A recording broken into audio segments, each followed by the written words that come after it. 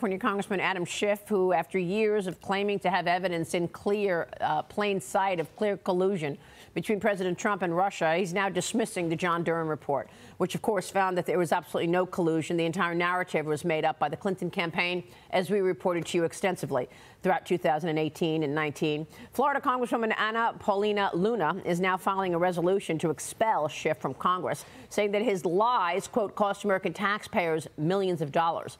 Back in 2019, both former Congressman Trey Gowdy and John Ratcliffe were among those who joined me, telling me that Schiff had absolutely no evidence to support his Trump-Russia claims, and he was the chairman of the Intelligence Committee, so he knew better than to create these lies.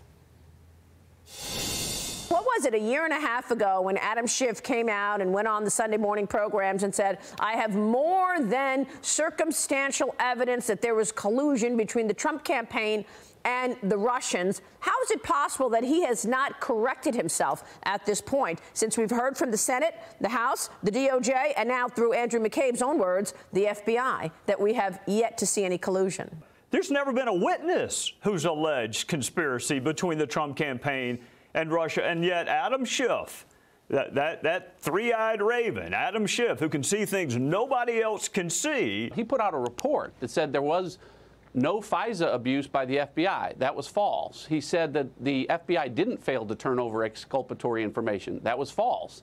He said that the Steele dossier was not a central part of the FISA applications against Carter Page. That was false.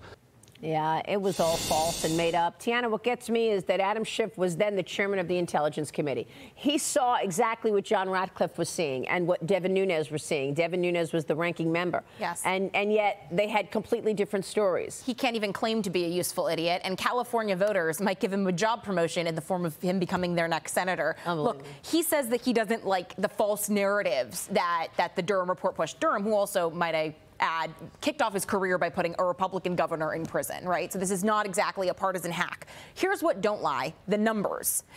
In the FISA applications that they filed using the, now we know, Russian disinformation of the Steele dossier, across 4 separate FISA applications against Carter Page, who I think might have been the most victimized person in this whole thing, there were 17 errors. That's what John Durham found. Yeah.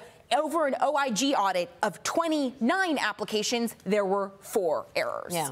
How is that for your false narrative? They knew they had disinformation. Later turns out this was literal Russian disinformation, and used it anyway because they got it from the Clinton campaign, and it helped their favorable candidate get a lead in the polls. Yeah, all of those years when I reported that I did not believe this story, I got trashed in the press and on social media. Yep. And, you know, it divided our country so much. This was such an enormous story, Mark. And the fact that the mainstream media still is not coming clean about this is just outrageous. And Adam Schiff mentioned time and time again, clear evidence in plain sight. The only clear evidence I see is that we have a political double standard. The left is able to push whatever conspiracy theory they want. There's no consequences. In fact, they get rewarded. They win Pulitzers, right? Yeah. But the right, God forbid somebody on the right question the vaccine or question wearing masks.